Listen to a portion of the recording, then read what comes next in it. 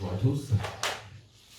Alors hier, Grade 7, grande réinitialisation, j'ai donné quelques pistes de réflexion et puis j'ai évoqué le libéralisme, le capitalisme. Il y a eu une question à laquelle je suis resté volontairement évasif sur qu'est-ce que le libéralisme, qu'est-ce que le capitalisme.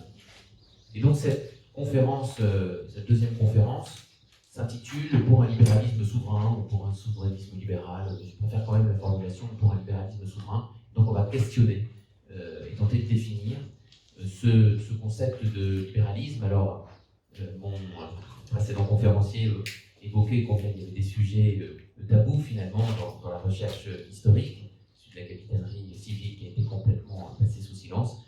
Alors, le libéralisme, on est sur un autre excès qui est un sujet sur lequel on a beaucoup écrit et écrit beaucoup de bêtises. Et donc, je vais essayer de vous dire ce que j'ai compris de ce concept, de cette notion, et comment je me la suis appropriée. Donc, c'est une école de pensée, le libéralisme. J'aurais commencé par dire que j'observe chaque jour combien, comme enseignant, comme citoyen, elle est à minima très mal comprise, parce que non enseignée en réalité dans l'enseignement secondaire jusqu'en 2003 à peu près, date à laquelle la réforme des programmes a commencé à introduire timidement dans les programmes d'économie des notions aussi importantes que la notion d'entreprise, la notion de marché, la notion de concurrence, la notion de libre-échange. Je suis donc en train de dire qu'avant 2003, on enseignait l'économie sans parler d'entreprise, sans parler de marché, sans parler de concurrence, sans parler de libre-échange. Donc, un minima très mal comprise, voire caricaturée, comme on atteste, je l'ai dit hier, tous les préfixes dont on affuble les libéraux. On n'est jamais libéral, on est ultra-libéral, on est hyper-libéral, on est néolibéral, on est turbo-libéral.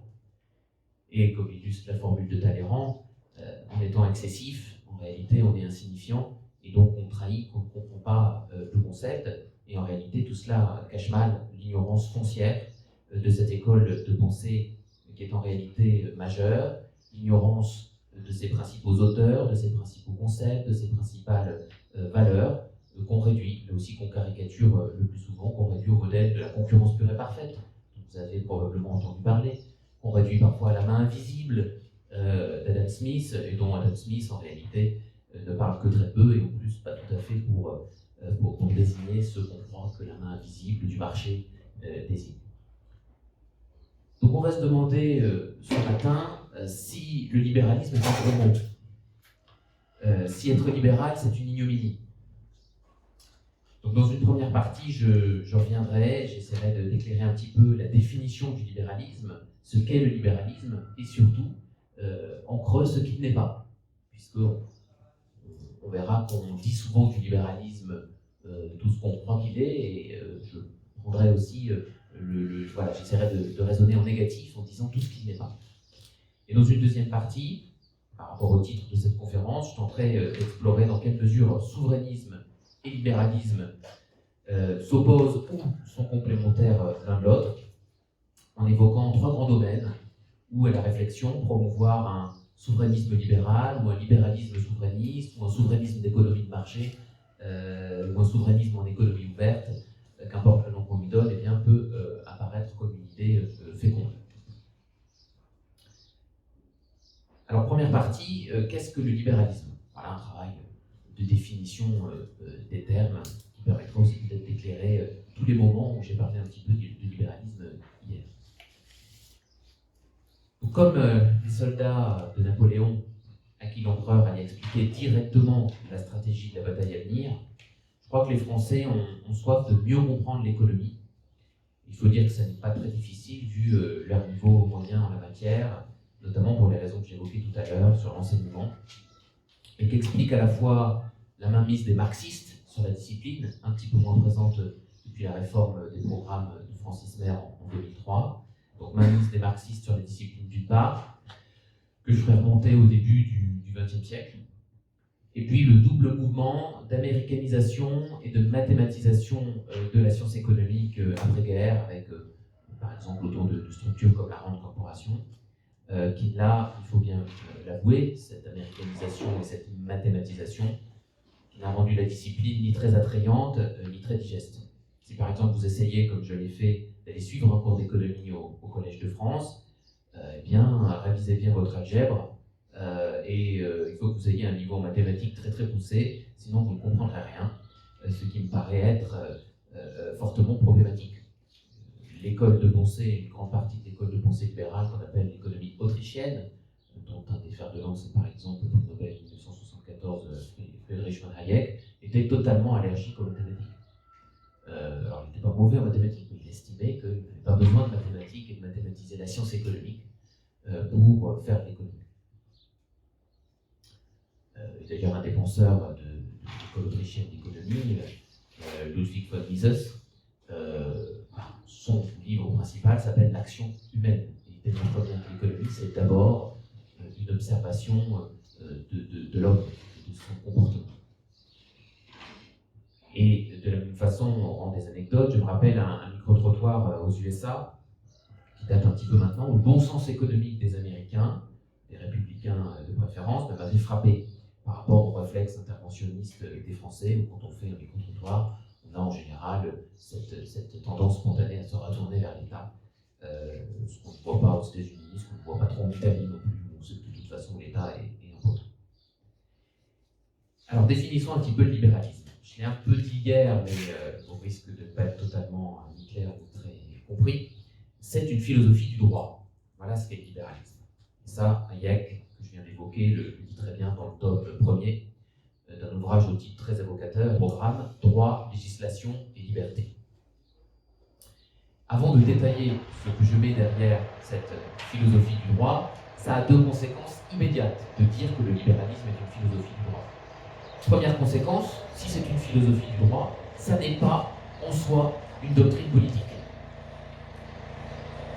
Donc, ça veut dire qu'il peut s'épanouir via des formes institutionnelles très différentes d'organisation politique. La démocratie républicaine, sans aucune de sa forme, directe ou semi-directe, comme en Suisse, on peut qualifier à ce titre d'authentique démocratie libérale, démocratie représentative, et attention à la Benjamin Constant, c'est-à-dire avec un fort contrôle des élus, qui sont par exemple révocables, ce qui manque fortement, à mon sens, à la démocratie représentative telle que nous la vivons en France. La monarchie, évidemment, là encore constitutionnelle ou absolue, qui a ma préférence compte tenu de la nécessité pour un État libéral d'être, pour reprendre la formule du sociologue des organisations Michel Crozier, un État court et un État fort, la formule de Béguy, un État poignard, bref, un État régalien, fort dans ce dans quoi il est irremplaçable, qui est la régale, le précaré du roi. Alors c'est quoi le précaré du roi? C'est la sécurité intérieure, une police. Il ne s'agit pas de retirer à l'État sa fonction de police. La sécurité extérieure, l'armée, la défense, la justice, les relations avec les pays étrangers, donc la diplomatie, et puis le trésor, puisque même le libéral que je suis reconnaît qu'il faut lever un impôt, et un impôt juste avec un consentement populaire à l'impôt qui a totalement disparu de nos jours. Donc en gros, il faut 5 ministres. Je redis, un ministre de la police, un ministre de l'armée, un ministre de la justice, un ministre de la diplomatie, un ministre du budget et du trésor, donc 5 ministres. Je crois que dans l'actuel gouvernement Castex, si on compte ministres, secrétaires d'État, ministres délégués, etc., on est à 40, 43, je crois, ce qui est un des gouvernements les plus pléthoriques de la 5e République. Première conséquence, si c'est une philosophie du droit, ça n'est pas une doctrine politique en soi, et en tant que philosophie du droit, elle peut s'épanouir, se déployer dans des formes institutionnelles variées. Deuxièmement, ça c'est très important aussi, le libéralisme, ça n'est pas non plus en soi une doctrine économique. Il ne faut pas le confondre avec le régime économique et social qui lui est naturellement et à juste titre associé, qui est le capitalisme. On appelle d'ailleurs à juste titre le capitalisme libéral, pour le distinguer de ce que j'ai un petit peu évoqué hier, qui est pour le distinguer, si vous voulez, d'autres formes historiques du capitalisme, où on a cru préserver l'économie de marché, tout en autorisant l'État à sortir de sa régale, à sortir du précaré du roi, et donc de ses fonctions légitimes. On peut citer par exemple le capitalisme monopolistes d'État, où là on est dans l'interventionnisme économique pur. On peut citer le très français capitalisme de connivence, dans lequel on est encore là-dedans, où le profit de votre entreprise dépend des liens que vous entretenez avec la puissance publique, ce qui viole, on va le voir, les règles de base du libéralisme et du capitalisme libéral. Donc une philosophie du droit qui fait du libéralisme, qui fait que le libéralisme n'est pas en soi une doctrine politique, ni en soi une doctrine économique. Ceci étant dit, quels sont les principes de base de ce libéralisme comme philosophie du droit, comme branche de la logique, en somme? Adam Smith, d'ailleurs considéré à tort selon moi comme le père de la science économique, occupait en Écosse une chaire de philosophie morale. Alors la vraie paternité de la science économique, puisque je dis que ce n'est pas Adam Smith, je dis un petit bout ici, elle est à attribuer, Schumpeter le dit clairement dans son histoire de l'analyse économique publiée en 1954, à la doctrine scolastique qui, au XIIIe siècle, quand on tente de réconcilier ou concilier la philosophie grecque et la théologie chrétienne des pères de l'Église, explore pour la première fois un certain nombre de notions qui se retrouvent être au cœur du libéralisme, la notion de propriété privée, la notion de risque, la notion d'intérêt, la notion de contrat. Et c'est un travail qui va culminer dans l'Espagne du XVIe siècle avec ce qu'on a appelé l'école de Salamanque, autour de théologiens portugais, espagnols, souvent des dominicains, une frange du courant libéral qui est l'école autrichienne, dont je me sens le plus proche, considère en fait comme son véritable ancêtre, ce qui permet d'ailleurs de comprendre, mais je ferai l'objet d'une autre conférence, que le libéralisme, ainsi compris comme cette philosophie du droit, va puiser ses racines dans l'école de Salamanque et dans cette frange-là, que libéralisme et catholicisme ne s'opposent en réalité pas non plus. Même s'il y a effectivement un effort de compréhension à faire, qui peut faire l'objet d'une thèse. Alors, quels sont donc les principes de base de ce libéralisme comme philosophie, dont on tire ensuite des principes politiques et des principes économiques? La première, et je l'ai un peu dit hier, c'est une obligation morale faite au souverain, sans préjuger de la forme de ce souverain, ça peut être le peuple, ça peut être un roi, de respecter les droits fondamentaux de l'individu comme créature de Dieu.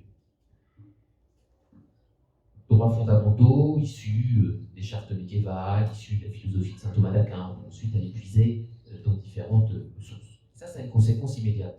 Si on dit que c'est une philosophie du droit qui repose sur cette obligation morale faite au souverain, sans préjuger de sa forme, de respecter les droits fondamentaux de l'individu, eh bien immédiatement on comprend pourquoi le libéral souhaite limiter le pouvoir de l'État à la protection des droits et des libertés individuelles, ce qu'on appelle l'État de droit. Moi j'aime bien inverser les majuscules dans l'État de droit, je ne mets pas de majuscule à État, parce qu'en fait il ne s'agit pas de l'État puissance publique, il s'agit d'une situation, État, et mettre une majuscule à droit.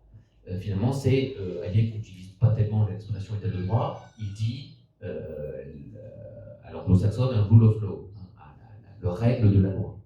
Et ce règle de la loi, cet état de droit, en réalité, il se structure autour d'un triptyque déjà reconnu sous la monarchie, le triptyque liberté, propriété, responsabilité, dont le grand économiste libéral français du XIXe siècle, dont je rebats les oreilles de mes étudiants et de mes élèves, qui est Frédéric Bastiat, eh bien, disait lui-même, ce triptyque liberté, propriété, responsabilité, qu'il est antérieur et supérieur à toute législation humaine. Alors, reprenons chacune des valeurs de ce triptyque. La liberté. De quelle liberté s'agit-il? C'est la liberté individuelle. C'est la liberté des modernes, mais avec cette précaution qu'on prend, la liberté des modernes de Benjamin Constant, qui libère l'individu de l'assujettissement au souverain. C'est la propriété. Pardon, deuxième valeur, la propriété. Quelle propriété? C'est la propriété privée, à laquelle, on l'a vu hier, le Great Reset s'attaque. C'est quoi cette propriété privée? Avant d'être une propriété matérielle, c'est un droit à la vie. C'est le seul droit créance, le seul droit à De nos jours, les droits A fleurissent. Le droit au travail, qu'est-ce que ça veut dire? Droit à l'enfant, qu'est-ce que ça veut dire? Donc, le seul droit créance, le seul droit A que puisse reconnaître, qu'un libéral authentique reconnaît, c'est le droit en effet à la vie. C'est le droit de sûreté. Le droit gagnerait à dépoussiérer de résistance à l'oppression lorsqu'elle se présente. C'est ça d'abord la propriété. Et on en déduit ensuite la propriété de son travail, du fruit de son travail, et donc la propriété privée, foncière, etc. Et puis par responsabilité, on entend, c'est très logique, si derrière liberté on met liberté individuelle, et bien derrière responsabilité, on a la responsabilité individuelle qui présente l'avantage d'être opposée à la responsabilité collective. Et la responsabilité collective, c'est, Hannah Arendt le dit très bien, c'est un concept proprement totalitaire, puisqu'il s'agit de soumettre l'individu, on l'a vu hier avec la question par exemple de la vaccination, on ne se vaccine pas pour soi, mais pour le bien de la communauté, en niant totalement la liberté individuelle, cette responsabilité individuelle, en réalité, c'est la composante de la sûreté et du droit à la vie d'autrui. Et une fois qu'on a bien compris ce qu'on met derrière ce triptyque de valeurs, liberté, propriété, responsabilité, eh bien, il y a d'autres valeurs dites libérales qui en découlent.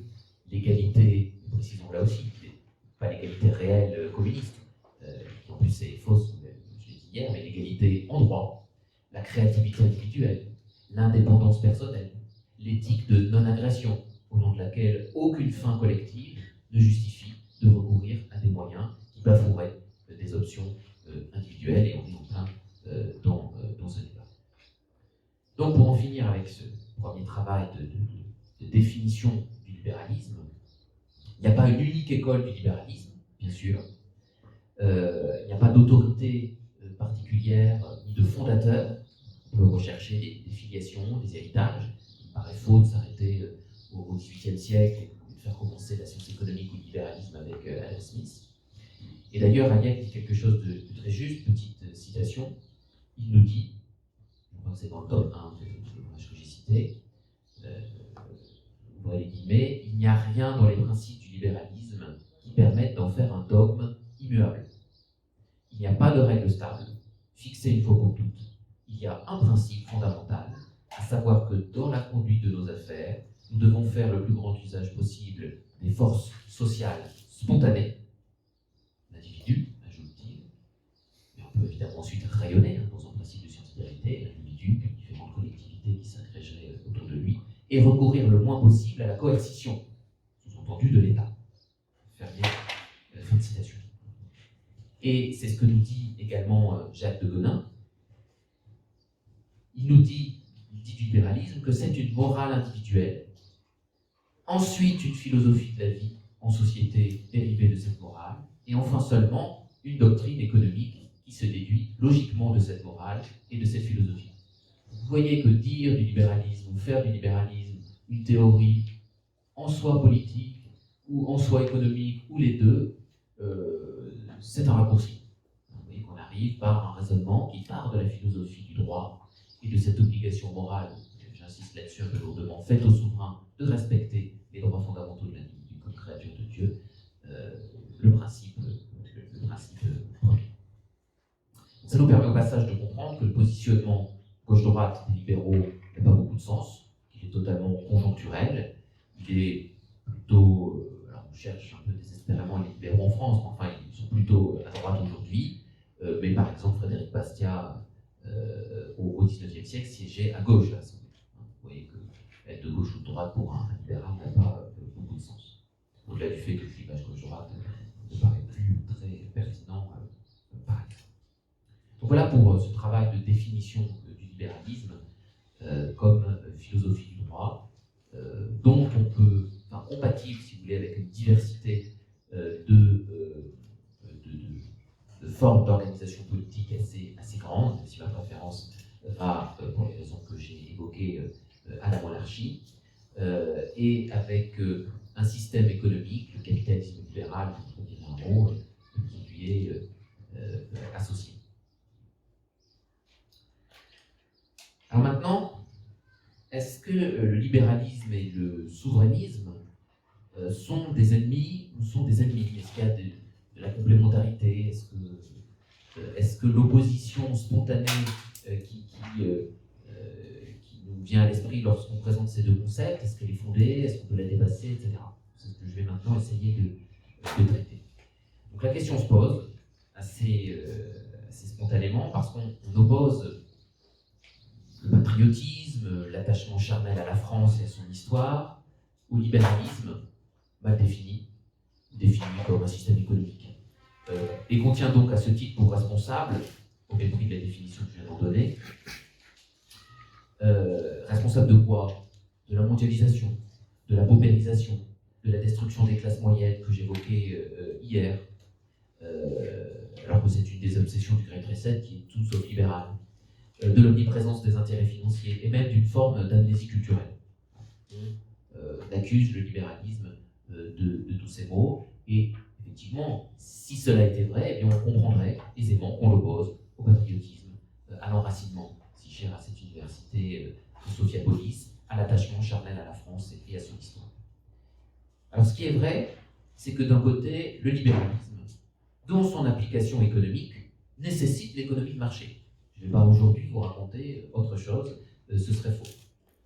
De l'autre, il est indéniable qu'il y a une économie de marché mondialiste qui repose sur un libre-échangisme débridé, zombifié, peu soucieux des inégalités, peu soucieux de la personne humaine et des traditions culturelles. Mais en réalité, il me semble qu'on peut sortir de cette opposition un peu vaine en disant qu'il existe des économies de marché, ce qui impose de faire bon usage de l'économie de marché à la lueur de principes, les principes libéraux que je viens d'évoquer, qui ne doivent pas rechercher un compromis avec le souverainisme, mais permettent de bâtir et de faire triompher ce que j'appelle un souverainisme en économie ouverte. Vous souffrez le paradoxe pour l'instant, et pas un souverainisme d'autarcie à la Maduro qui finirait de mettre notre pays, déjà largement soviétisé, sur le même chemin que le Venezuela par exemple, la planche à billets, mais on est en plein dedans, l'hyperinflation, l'inflation pointe le bout de son nez, on ne sait pas si ça va déraper en hyperinflation, on voit qu'on va probablement dépasser 5%, ce qu'on commence à faire pour les économistes aux États-Unis, les tarifs douaniers, les pénuries en tout genre, la pauvreté galopante, le défaut de paiement de l'État, bref, l'effondrement économique total, alors que, comme je l'ai évoqué assez vite après le confinement l'année dernière sur Radio Courtoisie, je crois que c'était en juillet 2020, notre effondrement économique, accéléré très clairement par le confinement, n'est pas encore scellé. C'est vrai qu'on est, je crois aujourd'hui, à peu près à 64% des dépenses publiques dans le PIB, que l'URSS était à 70%, pas du tout à 100%, hein, on peut le croire, et que donc effectivement, je ne connais pas dans l'histoire économique beaucoup de pays qui, en dépassant 60% de leur PIB en dépenses publiques, résistent très longtemps et ne s'effondrent pas. Et donc, comme je l'évoquais en introduction, j'ai essayé d'identifier 3 domaines où on pourrait déployer cette convergence entre libéralisme et souverainisme, et donc ce libéralisme souverain, ce souverainisme libéral, ce souverainisme en économie ouverte. Alors le premier domaine, où en réalité il est non seulement inutile, mais aussi inopportun d'opposer libéralisme et souverainisme, c'est un domaine sur lequel on va mettre d'accord les libéraux et les souverainistes, c'est en matière juridique et monétaire. Premier domaine. Dans ma première partie, j'ai démontré l'importance du droit dans la définition du libéralisme. Or, la monnaie, comme chacun sait, c'est un instrument majeur de pouvoir politique et de souveraineté économique.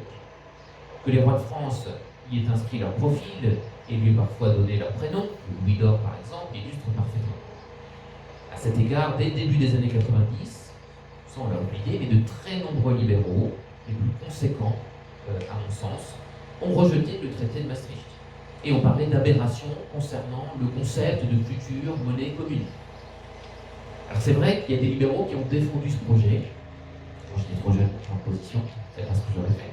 Mais si je prends Ressus Merta de Soto par exemple, eh bien en effet, on retrouve des papiers dans les fins des années 80, début des années 90, où il a pris la défense de l'euro et d'une zone monétaire, monnaie commune.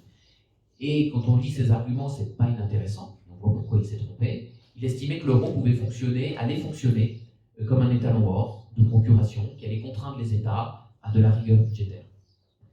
Et le comportement des États, en fait, ce qui lui a donné tort, c'est le comportement des États du Sud, ce qu'on appelle souvent les PIGS, Portugal, Italie, Espagne, Grèce, plus France, évidemment. Ce comportement des États du Sud, c'est ce comportement qui lui a donné tort, parce qu'il, en fait, un peu naïvement, a posteriori, des Soto pariaient sur la capacité de ces pays à se réformer, à réformer leur appareil étatique, à réformer leur marché du travail, à réduire les dépenses publiques. Or, nous sommes bien placés dans ce pays pour nous rendre compte que sur tous les sujets que je viens de citer, rien n'a été fait, ou très peu, ou parfois à l'envers, si je prends le marché du travail, avec la réduction du temps de travail. Et en réalité, en privant les pays de la zone euro d'une variable fondamentale qui est le taux de change, on a empêché les ajustements naturels, les rééquilibrages indissociables du capitalisme libéral qui permettent de savoir, finalement, le taux de change à quoi ça sert, ça permet de savoir ce qu'on fabrique à domicile et de décider, si vous voulez, où passe la frontière entre ce qu'on fabrique à domicile et ce qu'on importe. Ce qu'on fabrique à domicile et qu'on pourrait donc exporter, ou garder pour notre consommation intérieure, de ce que l'on décide d'importer.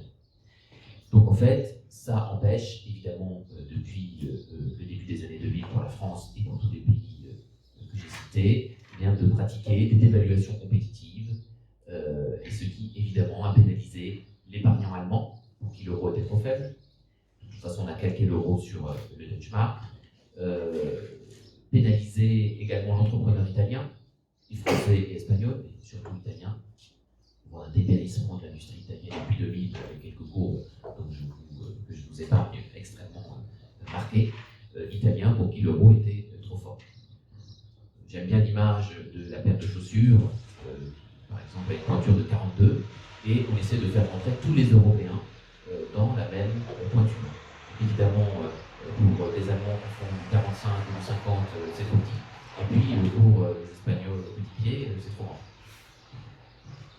Les juges allemands de la Cour constitutionnelle de Karlsruhe ne s'y sont d'ailleurs pas trompés, puisque fin mai 2020, ils ont commencé à tirer la sonnette d'alarme et à attirer l'attention de la Banque centrale européenne sur le caractère manifestement illégal des rachats massifs de dettes par la Banque centrale dans le cadre de la gestion monétaire des conséquences économiques du confinement. En un moment, je parle du virus, là, je dis la gestion monétaire des conséquences économiques du confinement, qui, aux yeux des magistrats de cette cour, eh bien, violerait la constitution allemande, qui interdit en fait ces opérations-là, et mettrait de fait la Banque centrale allemande, la Bundesbank, hors la loi, et donc hors de la zone euro, ce qui, pour un pays fondateur, commencerait à faire désordre. Je vous laisse imaginer la suite si un pays comme l'Allemagne, ou la France, ou l'Italie d'ailleurs, prenait le chemin qu'on nous disait impossible de la Grande-Bretagne. Donc, sans compter d'ailleurs que ces injections de liquidités commencent à provoquer, on le voit chaque mois un peu plus, donc avec un an de recul maintenant, ça commence à être visible, une fuite devant la monnaie. Comme on atteste différentes choses, l'essor, c'est un tout autre sujet, mais beaucoup à dire, mais l'essor des crypto-monnaies, des crypto-actifs, je préfère dire, comme on atteste aussi le cours de l'or, qui est allé de record en record, même s'il y a un petit tassement, comme on atteste l'accord européen pour la soi-disant émission de dette européenne, qui est une escroquerie intellectuelle de plus, dont je peux dire ici un mot, pour que vous compreniez les directions qui ont été prises. Sur cette émission de dette européenne, on mutualise finalement entre des pays frugaux, comme on dit, l'Autriche, les Pays-Bas, la Suède, le Danemark, qui gèrent bien leurs dépenses publiques, on mutualise leurs dettes avec des pays peu regardants à la dépense publique, comme ceux que j'ai cités, Portugal, Italie, Espagne, Grèce. En réalité, la France contribue plus encore avec ce tour de passe-passe au budget de l'Union européenne qu'elle n'en bénéficie. et avec des tractations relativement claires, c'est-à-dire qu'on échange des 40 milliards, je crois, que nous avons touchés, mais qui en réalité sont moins que ce à quoi on contribue, eh bien, on accélère des réformes type celle du chômage ou celle des retraites. Les frugaux que j'évoquais tout à l'heure, eux, ont obtenu une ristourne équivalente sur la contribution au budget de l'Union européenne. En réalité, les pays frugaux s'en sortent plutôt bien et les pays non frugaux contribuent plus. On ne sait pas trop, j'ai évoqué hier les élections en Italie, en Allemagne, en France, pas dans cet ordre, Allemagne, France, Italie, je crois dans l'ordre, qui sont dans les tuyaux. Donc pas sûr que la même musique ou que le même laxisme budgétaire soit au rendez-vous en Italie ou en Allemagne, par exemple, suite à ces élections, etc., etc. Et si rien de tout cela n'est advenu, c'est qu'on aura créé, ce que je redoute, une couche technocratique de plus, un Bercy européen pour lever un impôt européen. Puisque tôt ou tard, si on émet une dette européenne, il faut qu'en face, il y ait un ministre européen des Finances, etc. Toujours sans consentement populaire, si tant est qu'on puisse parler de peuple européen, ce qui est un autre sujet. Donc, petite pause sur ce premier sujet de convergence entre libéraux et souverainistes, en matière juridique et monétaire. Je crois qu'ils s'entendent, ils peuvent s'entendre sur le rejet du fédéralisme européen. Vraiment, une grande majorité des libéraux dans les années 90 ont rejeté Maastricht. On se souvient beaucoup de fer de lance en France des souverainistes comme Philippe de Villiers ou Philippe Séguin, mais en réalité, il y avait aussi des libéraux, même si certains, il faut le reconnaître comme des sotos, ont pris position pour de mauvaises raisons. En tout cas, en raisonnant mal. Donc, un rejet du fédéralisme européen, qui est ni plus ni moins qu'un coup d'État. Ils peuvent se mettre d'accord sur un retour donc à une monnaie nationale, des monnaies nationales, moyennant bien sûr, les choses commencent à être documentées assez sérieusement, moyennant une dévaluation qu'on estime dans chaque pays à peu près 20%, ce qui nous serait à moyen terme, court terme ça pose quelques difficultés, mais à moyen terme et à long terme ça nous serait globalement favorable. Ils peuvent se mettre d'accord finalement, il ne s'agit pas de rompre tout échange avec nos voisins, mais sur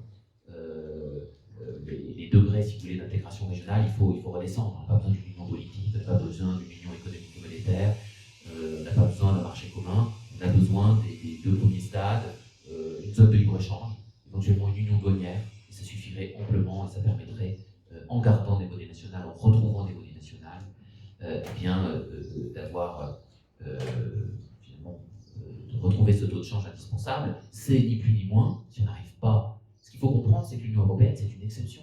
Il n'y a pas d'autre union économique et monétaire de cette nature avec un projet politique à travers le monde. Donc ce vers quoi libéraux et souverainistes doivent pouvoir s'entendre, c'est finalement un modèle type l'ALENA, donc l'accord de libre-échange nord-américain, entre le Canada, les États-Unis et le Mexique.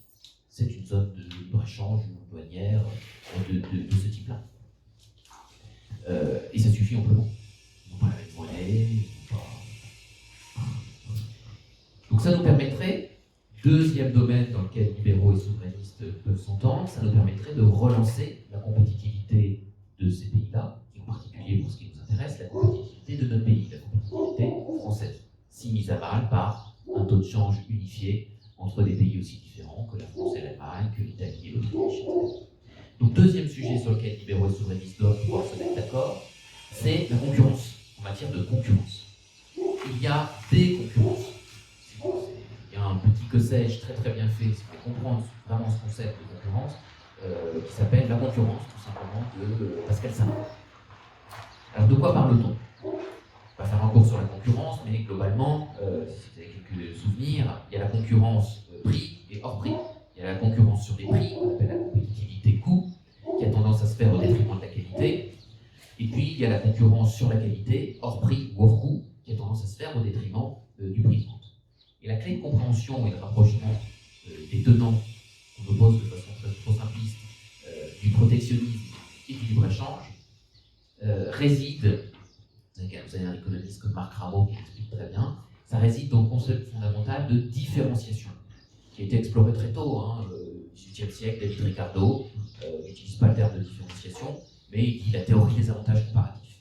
Que je vous rappelle, chaque pays se spécialise dans le domaine où sa dotation en facteurs de production, c'est quoi le facteur de production? C'est le capital, moyen physique de production, c'est le travail, moyen humain de production, lui procure un avantage compétitif relatif. Toujours important en économie, c'est pas le prix d'une chose, c'est le prix relatif. Et donc concrètement, pour revenir à un niveau moins théorique, ça signifie qu'un entrepreneur, afin d'être incité à inventer, à innover, à créer, il doit pouvoir vivre de son génie, de son innovation.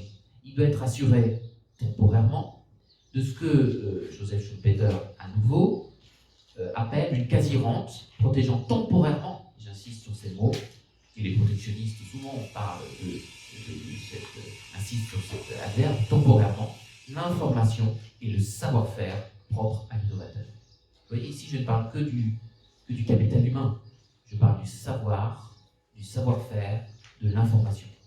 Ça, il ne faut pas que ça parte. Ça, c'est la partie, si vous voulez, de la chaîne de valeur qu'on ne peut pas, qu'on ne doit pas délocaliser. Pourtant, quand on envoie des cadres avec leur savoir-faire et le capital humain à l'étranger, on ne sait pas de délocaliser de la production, puisqu'on utilise d'ailleurs la main-d'œuvre non qualifiée locale, mais on délocalise aussi le savoir-faire. Ça, c'est beaucoup plus embêtant que une délocalisation purement industrielle. Donc, c'est une protection sans laquelle le droit de propriété tombe. Pour les libéraux, notamment pour l'école autrichienne, la concurrence pure et parfaite, on renvoie souvent dans la figure en disant vous croyez à cette.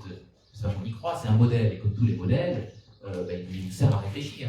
Mais les libéraux ne disent pas que les principes de la concurrence pure et parfaite sont vérifiés tout le temps partout et que s'ils ne sont pas vérifiés, il n'y a rien à faire. C'est une carte, mais les libéraux savent bien que la carte n'est pas le territoire. Néanmoins, une carte, un GPS de nos jours, c'est quand même fort utile. Sinon, je ne suis pas sûr que j'aurais pu assurer la conférence ce matin, parce qu'entre le gîte et ici, je me serais perdu. Tellement Guillaume avait vite hier dans la nuit que je n'ai pas eu le temps de repérer les vagues. Donc, ils sont bien conscients, par exemple, que la transparence de l'information, si je prends une des 5 conditions de la concurrence pure et parfaite, c'est le plus souvent une fiction. Bien sûr, tant mieux quand c'est un brevet qui rend l'information asymétrique pour protéger le droit de propriété et assurer un monopole technologique temporaire. L'État est ici dans son rôle d'arbitre des règles du jeu, puisque c'est lui qui va protéger, avec l'INPI, la protection industrielle et intellectuelle. Mais le libéral va reconnaître volontiers que la transparence, il faut la restaurer lorsqu'une réglementation, par exemple, assure une situation de monopole qui dure trop. Vous voyez, on est encore sur cette notion de durée, qui dure trop, ou qui dure depuis trop longtemps. On le voit aux USA avec le débat sur le démantèlement des GAFAM. On demande régulièrement, je ne sais pas exactement où ça en est, mais à Facebook, par exemple, de démanteler son univers, de se détacher, de céder telle ou telle application. Donc monopole qui dure trop, ou monopole injustifié, ce qu'on appelle les monopoles légaux, par exemple le service postal dans notre pays. C'est d'ailleurs le caractère monopolistique de ce service, sur la lettre bien sûr, sur le colis, vous savez qu'il y a concurrence, qui explique cette inflation permanente. Tapez Google, prix du timbre, vous verrez une belle courbe exponentielle. Tout à fait, on peut comprendre à la lueur de ce monopole de type. Et donc, si le libre-échange des biens de consommation est bel et bien un jeu à somme positive qui nécessite des délocalisations raisonnées, eh bien, certaines firmes qui ont délocalisé sauvagement leur savoir-faire, leur cœur de métier, leur capital humain, leur expérience terrain, eh bien, sont en train de relocaliser. Et tant pis pour elles, parce que la seule baisse des coûts ne suffit pas à fonder une délocalisation. Et tout un tas d'entreprises qui après, je crois qu'il y a une banque britannique, je ne sais plus laquelle, qui après avoir délocalisé massivement partie de sa production de services, je ne sais plus où, eh bien, a décidé de faire revenir les cerveaux à la maison.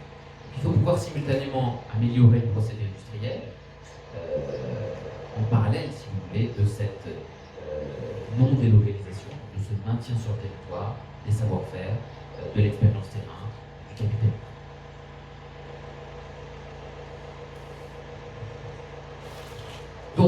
Deuxième point de convergence, les libéraux et les souverainistes s'accordent sur la monnaie et le droit, mais ils sont d'accord, on peut les mettre d'accord aisément, pour se départir à la fois du mondialisme au sens libre-échangisme zombifié, où on ne réfléchit même pas à ce que l'on décide de délocaliser. Je ne suis pas contre les délocalisations, mais ça dépend ce qu'on délocalise. Délocaliser du savoir-faire, non. Délocaliser une partie de la valeur ajoutée, de la chaîne de valeur, pardon, faible valeur ajoutée, au sens de cette différenciation et le principe que j'évoquais tout à l'heure, Ricardo, oui. Sinon, on va avoir un problème de compétitivité et coût. Deuxièmement, on peut les mettre d'accord pour se départir de l'européisme, c'est-à-dire de cette zone monétaire artificielle qui pose plus de problèmes qu'elle n'en résout. Et puis, troisièmement, on peut se mettre d'accord sur la nécessité de se départir également de l'économie financière comme économie de rente, qui n'alimente que des bulles spéculatives. Au lieu, je le rappelle, c'est la vocation première d'un marché financier, c'est de contribuer au financement de l'économie. Moi, je ne suis pas contre la bourse, mais si c'est pour faire du day trading, entrer sur la bourse sur une valeur le lundi à 8h et en sortir à 8h02, ou à 8h10, ou même le soir à 17h, eh bien, on est complètement à côté de la plaque de ce à quoi servent les marchés financiers, qui est un financement long terme. N'importe quel analyste financier sérieux vous dira qu'un placement boursier, c'est 7 ans minimum. Sur 7 ans, on contribue effectivement au financement de l'économie. Mais force est de constater qu'avec les algorithmes, l'intelligence artificielle, la gestion passive, etc., on est effectivement sur des fluctuations, la captation de fluctuations à la seconde près. Est-ce que vous pensez que la valeur de Michelin, pour rester local, est-ce que vous pensez que la valeur de Michelin change entre le lundi 8h et le lundi 8h02? Enfin 8h la bourse n'est pas ouverte, mais 9h et 9h02. C'est pas sérieux. Sur 7 ans, bon. Pour se retrouver, il me semble, donc libéraux et souverainistes, sur la nécessité, ça devient beau de quoi ils doivent se départir, mais se retrouver sur quoi? Sur la nécessité de faire quoi? Un, de casser tous les monopoles privés, qui s'éternisent, ceux qui durent, qui s'éternisent hors brevet, ou des monopoles étatiques illégitimes.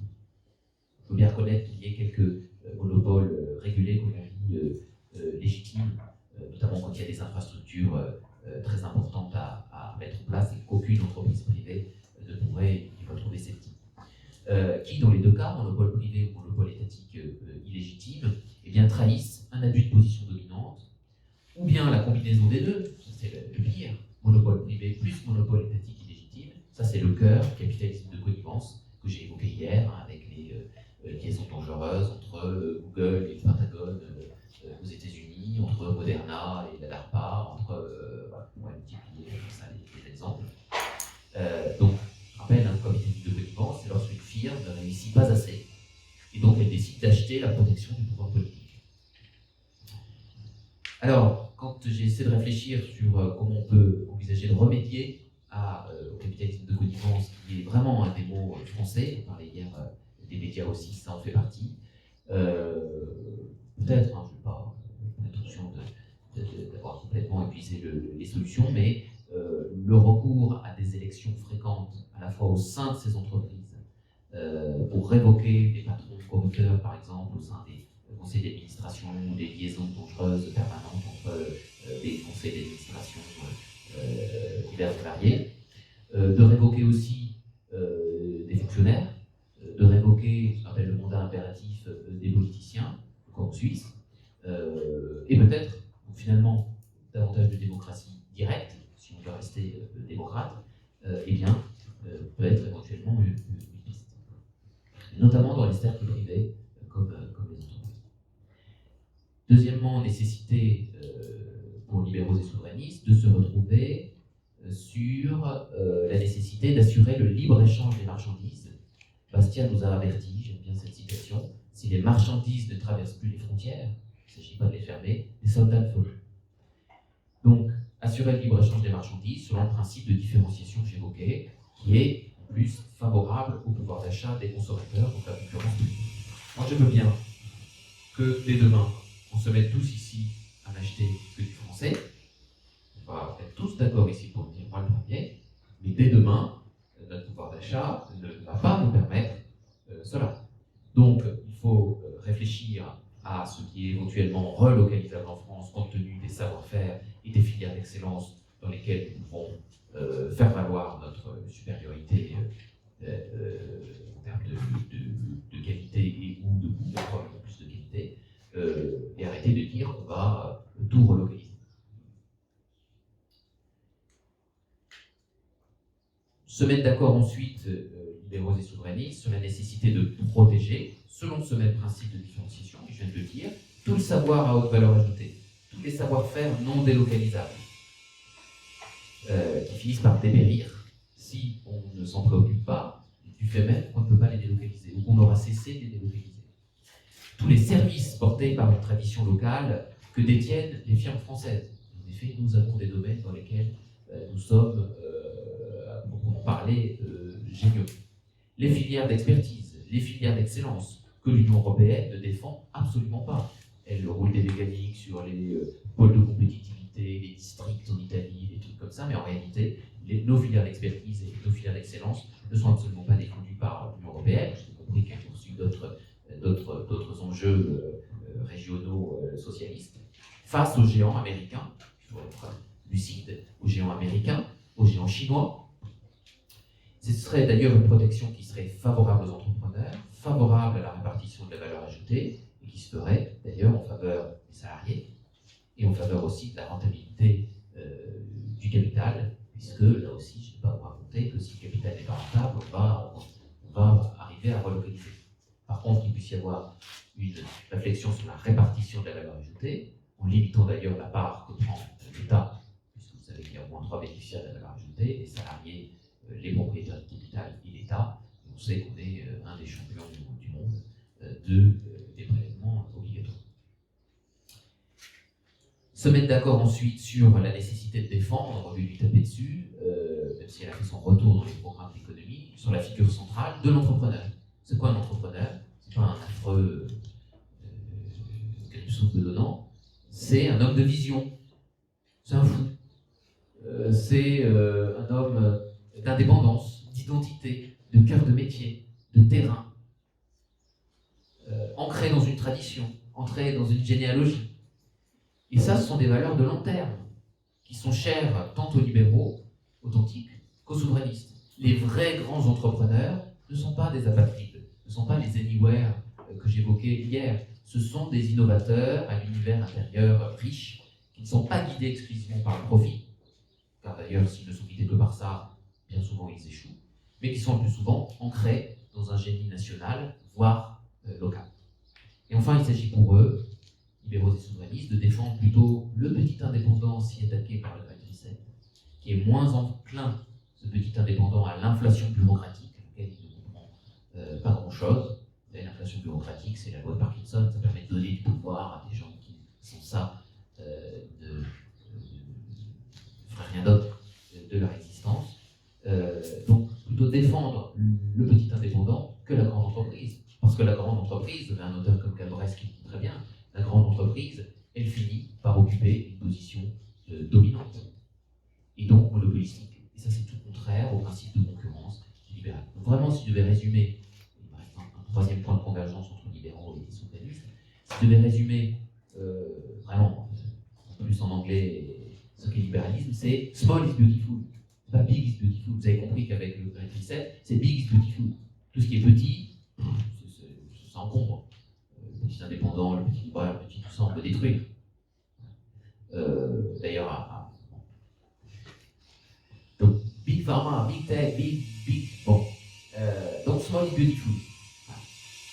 Et on défend la concurrence, et on défend le génie national ou local. Et, voilà. Troisième sujet sur lequel libéraux et souverainistes peuvent se mettre d'accord, c'est en matière de frontières, au sens large.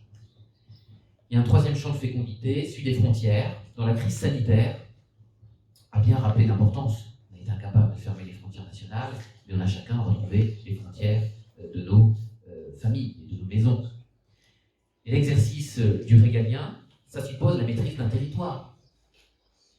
Si je reprends justice, police, etc., vous voyez bien qu'ils sont tous connectés à un territoire. On fait la police, mais où on s'arrête où? Aux frontières du territoire. Et on a des échanges diplomatiques avec nos voisins. Mais nos voisins, c'est qui? C'est ceux qui ne sont pas dans notre territoire. Le droit national, il s'existe territorialement. Les USA ont fait un truc monstrueux qui s'appelle l'extraterritorialisation du droit.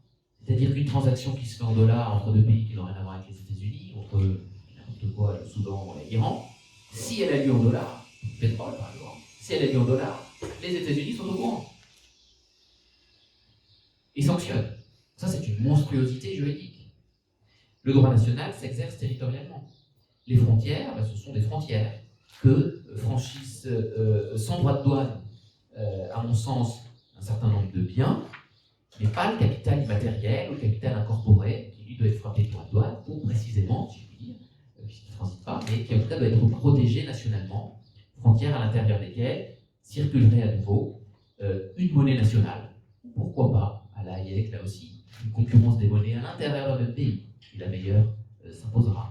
Donc la monnaie nationale, bon, là il y a un débat, je ne vais pas rentrer dans différentes écoles, free banking, etc. Mais bon, on va dire la monnaie nationale, ou éventuellement des monnaies locales, c'est pas totalement, je peux opposer au principe des monnaies locales, la monnaie libre par exemple, qui se développe, et à laquelle je vais essayer de m'intéresser un petit peu dans les mois qui viennent.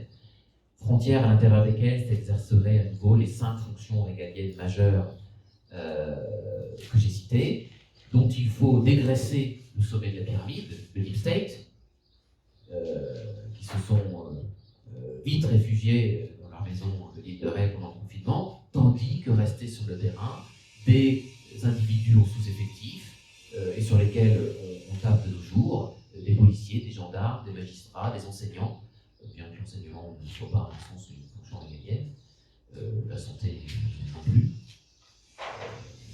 Et donc, c'est ces effectifs-là qu'il faut. Moi, je suis pour une réduction des effectifs de la fonction publique, en fait, par un jeu de vase communicant entre le sommet de la pyramide, il y en a trop, et à mon avis, il faut tout simplement profiter de la retraite pour ne pas les renouveler, et puis pour redispatcher sur des fonctionnaires de terrain, des policiers, des gendarmes, des magistrats, pour rester sur la régale, dont au passage, on pourra, compte tenu de ce dégraissement en sommet, augmenter un peu les rémunérations. Donc, j'en viens à ma conclusion. Je conclurai en disant que, de même qu'il y a une tradition souverainiste à défendre, il y a aussi une tradition libérale à défendre, qui a été bien défendue au XIXe siècle. Tradition libérale qui a une richesse doctrinale insoupçonnée.